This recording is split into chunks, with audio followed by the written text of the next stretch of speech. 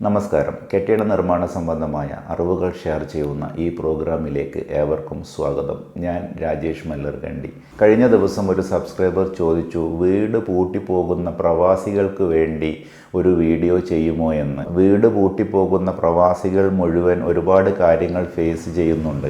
കാരണം അവർ 1-2 വർഷം വീട് വിട്ടിട്ട് വീട് പൂട്ടിപ്പോകുന്നത് കൊണ്ട് തന്നെ അവരുടെ വീടുകൾ നാശമായി പോകുന്ന, അതല്ലെങ്കിൽ വളരെ നല്ല രീതിയിൽ ഉണ്ടാക്കി വെച്ചിരിക്കുന്ന വീട് 2 വർഷങ്ങൾക്ക് ശേഷം വരുമ്പോൾ വീടാകെ വൃത്തികേടായി പോകുന്ന ഒരു അവസ്ഥ വരാറുണ്ട്. അതേക്കുറിച്ചാണ് ഇന്നത്തെ വീഡിയോ.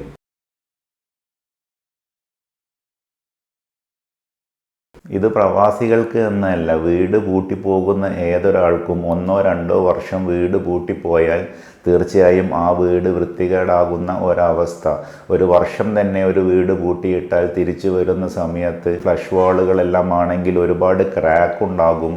വീട് വീണ്ടും പെയിൻ്റ് അടിക്കുന്ന സമയത്ത് 1-2 ലക്ഷം രൂപയെല്ലാം വീടിൻ്റെ പെയിൻറ്റിങ്ങിന് മാത്രം ചിലവാകുന്ന ഒരു അവസ്ഥ വരാറുണ്ട്. അതുകൊണ്ട് ഈ വീഡിയോ വീട് പൂട്ടിപ്പോകുന്നവർക്ക് വേണ്ടിയുള്ളതാണ്.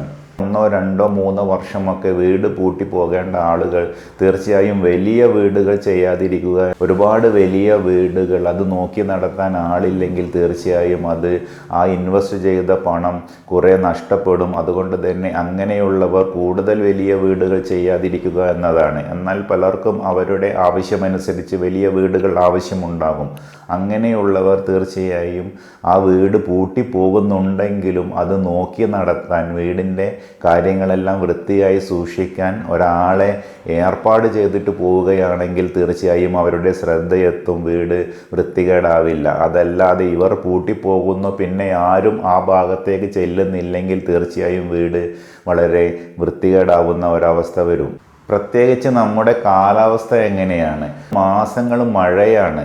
ഇങ്ങനെ തുടർച്ചയായി മഴ പെയ്ത് കിടക്കുന്ന ഒരു സ്ട്രക്ചർ, പിന്നീട് അതിനനുസരിച്ചിട്ട് വെയിലും, ഇങ്ങനെ മഴയും തണുപ്പും ചൂടും എന്ന രീതിയിൽ വരുന്ന സമയത്ത് ഇതിന് ക്രാക്ക് ഉണ്ടാകാനുള്ള സാധ്യത ഏറെയാണ്. ടെമ്പറേച്ചർ ക്രാക്കുകളെല്ലാം കൂടുതലായിരിക്കും. ഇത് വീട്ടിൽ ആളുണ്ടെങ്കിൽ, വീട്ടിൽ താമസമുണ്ടെങ്കിൽ ഇത് കൂടുതൽ ശ്രദ്ധയിൽപ്പെടും. അതിന് വേണ്ട പരിഹാരങ്ങളെല്ലാം ചെയ്യും. എന്നാൽ വീട് പൂട്ടിപ്പോകുന്ന അവസ്ഥയിൽ, മഴക്കാലത്ത് കണ്ടംപററി സ്റ്റൈലുള്ള വീടുകളെല്ലാം ആണെങ്കിൽ, വേണ്ടത്ര പ്രൊട്ടക്ഷൻ റൂഫിനൊന്നും ഇല്ലെങ്കിൽ, ഫ്ലഷ് വാളുകളാണ് െങ്കിൽ തീർച്ചയായും ഇത് കൂടുതൽ വെള്ളം കുടിച്ചിട്ട് ഇങ്ങനെയുള്ള സ്ട്രക്ചർ കേടാവാനുള്ള സാധ്യതയുണ്ട്. അതുപോലെ തന്നെ മഴ പെയ്തിട്ട് ടെറസിലെല്ലാം വെള്ളം കെട്ടിക്കിടക്കുന്ന ഒരവസ്ഥ, വീട്ടിലാൾ താമസമുണ്ടെങ്കിൽ തീർച്ചയായും അത് ശ്രദ്ധിക്കും. എന്നാൽ വീട് പൂട്ടിപ്പോകുന്ന സമയത്ത് ചിലപ്പോൾ റെയിൻ വാട്ടർ നമ്മൾ പുറത്തേക്ക് കളയുന്നതിനുള്ള പൈപ്പുകളെല്ലാം അടഞ്ഞു പോയിട്ടുണ്ടാകും. 2-3 പൈപ്പുകളെല്ലാം നമ്മൾ ടെറസിലിട്ട് വെച്ചിട്ടുണ്ടാവും. ചില ഭാഗങ്ങളിൽ ഒരു ഭാഗത്തു കൂടെ ഒരു പൈപ്പിലൂടെ ആയിരിക്കാം ആ ഭാഗത്തുള്ള വെള്ളമെല്ലാം പോകുന്നത്. ഇത് വീടിനോട് ചേർന്നുള്ള മരങ്ങളിൽ നിന്നും മറ്റും ഇലകൾ വീണ് അടഞ്ഞു പോകുന്ന ഒരവസ്ഥ. ഇങ്ങനെ വരുമ്പോൾ അതിൽ വെള്ളം കെട്ടിക്കിടക്കുന്ന ഒരു സ്ഥിതി ഉണ്ടാകും. തീർച്ചയായും വെള്ളം ശരിയായ രീതിയിൽ പുറത്തേക്ക് പോകില്ല. ഇങ്ങനെ വരുമ്പോൾ വെള്ളം കെട്ടിക്കിടക്കും. വെള്ളം കെട്ടിക്കിടന്നാൽ അത് സ്ട്രക്ചറിനെ ബാധിക്കും. അത് അകത്തേക്ക് വരാനുള്ള സാധ്യതയുണ്ട്. അതല്ലെങ്കിൽ കെട്ടിക്കിടന്നിട്ട് ഇതിലെ ചെറിയ ക്രാക്കുകളെല്ലാം വന്നിട്ട് കമ്പിയെല്ലാം തുരുമ്പ് പിടിച്ചു പോകുന്ന അവസ്ഥ വരും. ഇങ്ങനെ വേണ്ടത്ര ശ്രദ്ധ കിട്ടാത്തത് കൊണ്ട് തന്നെ വീടുകൾ പെട്ടെന്ന് നശിച്ചു പോകുന്ന ഒരു അവസ്ഥയിലേക്ക് വരാറുണ്ട്. ഇങ്ങനെയുള്ള വീടുകൾ, ഇങ്ങനെ പൂട്ടിപ്പോകേണ്ട വീടുകളിൽ തീർച്ചയായും കൺസ്ട്രക്ഷൻ്റെ സ്ട്രക്ചറിൻ്റെ കാര്യം തന്നെ ഞാൻ നേരത്തെ പറഞ്ഞതുപോലെ സ്ട്രക്ചർ കഴിയുന്നതും റൂഫിന് പ്രൊട്ടക്ഷനുള്ള ടൈപ്പ് സ്ട്രക്ചറുകൾ ചെയ്യുകയാണെങ്കിൽ ഇത് ഒരു പരിധിവരെ ഒരു പ്രശ്നങ്ങളൊന്നും ഇല്ലാതെ നിൽക്കും. അതുപോലെ തന്നെ ഇങ്ങനെയുള്ള വീടുകളിൽ ഇൻറ്റീരിയറിൻ്റെ കാര്യത്തിലാണ് കൂടുതൽ പ്രശ്നങ്ങൾ ഉണ്ടാവുക. കാരണം ഇൻറ്റീരിയർ ചെയ്യുന്ന സമയത്ത് കഴിയുന്നതും ഈ പാർട്ടിക്കിൾ ബോർഡുകൾ പോലെയുള്ള MDF പോലെയുള്ള കാര്യങ്ങൾ ഇവിടെ ചെയ്യാതിരിക്കുകയാണ് വേണ്ടത്. കാരണം ഇങ്ങനെയുള്ള കാര്യങ്ങൾ ഈർപ്പം തട്ടിയാൽ കേടാകുന്ന ചില മെറ്റീരിയലുകളുണ്ട്. ഇങ്ങനെ പാർട്ടിക്കിൾ ബോർഡുകളുടെ ഫർണിഷിംഗ് എല്ലാം ആണെങ്കിൽ ഇത് ചുമരിനോട് ചേർന്നിട്ടാണ് ഇത് ഫിക്സ് ചെയ്തിരിക്കുന്നത് എങ്കിൽ തണുപ്പ് തണുപ്പ് തട്ടി ഈർപ്പം തട്ടി ഇത് കംപ്ലൈൻറ്റ് വരാനുള്ള സാധ്യതയുണ്ട്. ആദ്യം ഫംഗസ് ആയിട്ട് വരും, പിന്നീട് ഇത് കൂടുതൽ തണുപ്പ് കയറുമ്പോൾ അതല്ലെങ്കിൽ നനവ് തട്ടാനുള്ള സാധ്യതയെല്ലാം ഉണ്ടെങ്കിൽ ഇത് കൂടുതൽ വേഗത്തിൽ കേടായി പോകും. ഇത് ചുമരുമായി ബന്ധപ്പെട്ടിട്ട് ചുമരിനോട് ചേർത്തിട്ടെല്ലാം ഇങ്ങനെയുള്ള പാർട്ടിക്കിൾ ബോർഡുകൾ വെക്കുകയാണെങ്കിൽ ഇത് കേടാവും. അതുകൊണ്ട് അങ്ങനെയുള്ള മെറ്റീരിയലുകൾ ഉപയോഗിക്കാതെ കൂടുതൽ കാലം ലാസ്റ്റ് ചെയ്യുന്ന നല്ല മെറ്റീരിയലുകൾ ഉപയോഗിച്ചുകൊണ്ട് ഫർണിഷിംഗ് എല്ലാം ഇൻറ്റീരിയറുകളെല്ലാം ചെയ്യുകയാണ് കൂടുതൽ നല്ലത്. അതുപോലെ ലാമിനേറ്റഡ് വുഡൻ ഫ്ലോർസ് ഇത് ഗ്രൗണ്ട് ഫ്ലോറിലെല്ലാം ചെയ്യുകയാണെങ്കിൽ, ഫസ്റ്റ് ഫ്ലോറിലാണെങ്കിൽ അത്ര പ്രശ്നം വരില്ല. ഗ്രൗണ്ട് ഫ്ലോറിലാണെങ്കിൽ തീർച്ചയായും കുറേ കാലം പൂട്ടിയിട്ട് പോകുന്ന വീടുകളിൽ ചിതൽ കയറാനുള്ള, തണുപ്പ് തട്ടിയിട്ട് അടിയിൽ നിന്നും ചിതൽ കയറാനുള്ള ഒരു സാധ്യതയുണ്ട്. ഇങ്ങനെ ചിതലരിച്ചിട്ട് പോകുന്ന ഒരവസ്ഥ വരും. അതുകൊണ്ട് ഗ്രൗണ്ട് ഫ്ലോറിൽ ഇങ്ങനെ പൂട്ടിയിട്ട് പോകുന്ന വീടുകളിലെല്ലാം wooden floor, laminated wooden floors കഴിയുന്നതും ഒഴിവാക്കുന്നത് നല്ലതാണ്. വീടിൻ്റെ ഉള്ളിൽ മാത്രമല്ല പുറത്തും നമ്മൾ ഇൻ്റർലോക്കുകളോ അതല്ലെങ്കിൽ മറ്റ് പാവിങ് സ്റ്റോൺസുകളെല്ലാം ചെയ്തിട്ടുണ്ടെങ്കിൽ ഇതെല്ലാം കൂടുതൽ മഴ കെട്ടിക്കിടന്നിട്ട് മഴവെള്ളം റെയിൻ വാട്ടർ ശരിക്ക് പോകാത്ത അവസ്ഥയിൽ, വീട്ടിൽ ആളില്ലെങ്കിൽ മരങ്ങളെല്ലാം ചെടികളെല്ലാം ഉണ്ടെങ്കിൽ അതൊക്കെ കാട് പിടിച്ച് വെള്ളം കെട്ടിക്കിടന്ന് വേണ്ടത്ര രീതിയിൽ പോകാതെ വരുന്ന സമയത്ത് ഇൻ്റർലോക്കുകളിൽ നിന്നെല്ലാം ചിലപ്പോൾ പുല്ലെല്ലാം മുളച്ച് വരും. കാരണം ഇതിൻ്റെ ഗ്യാപ്പിൽ ജോയിൻറ്റിലൂടെയെല്ലാം പുല്ലുകളെല്ലാം വളർന്ന് കാട് പിടിക്കുന്ന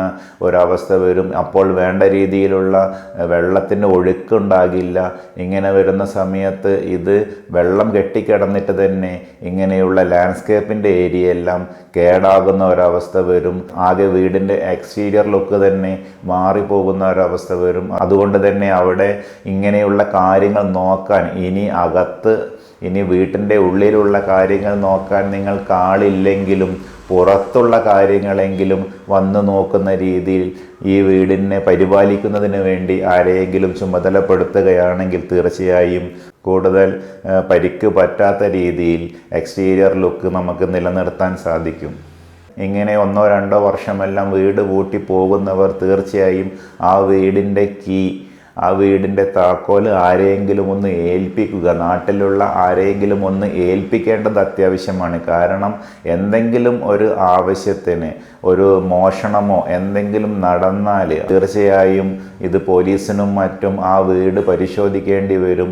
അടുത്തുള്ള ആൾക്ക്, വീടിനോട് ചേർന്ന് നിൽക്കുന്ന നിങ്ങളുടെ അയൽവാസിക്കോ അതല്ലെങ്കിൽ മറ്റ് നിങ്ങളുടെ സുഹൃത്തുക്കൾക്കോ ബന്ധുക്കൾക്കോ ആർക്കെങ്കിലും ഈ കാര്യത്തിൽ ഇടപെടണമെങ്കിൽ, നിങ്ങളുടെ വീടിൻ്റെ മോഷണം നടന്ന കാര്യങ്ങളിൽ പോലീസിനെയെല്ലാം വിളിച്ച് അതിന് വേണ്ട കാര്യങ്ങൾ ചെയ്തു കൊടുക്കണമെങ്കിൽ തീർച്ചയായും ഈ വീട് തുറക്കണമല്ലോ. ഈ വീട് അടച്ചിട്ട് പോയാൽ ഇതിൻ്റെ കീ ഇല്ലെങ്കിൽ അതിനുള്ളിൽ പ്രവേശിക്കാൻ കഴിയില്ല. അതുകൊണ്ട് തന്നെ ആരെയെങ്കിലും ഈ വീടിൻ്റെ കീ ഏൽപ്പിച്ചു പോവുക എന്നത് വളരെ പ്രധാനപ്പെട്ട ഒരു കാര്യമാണ്.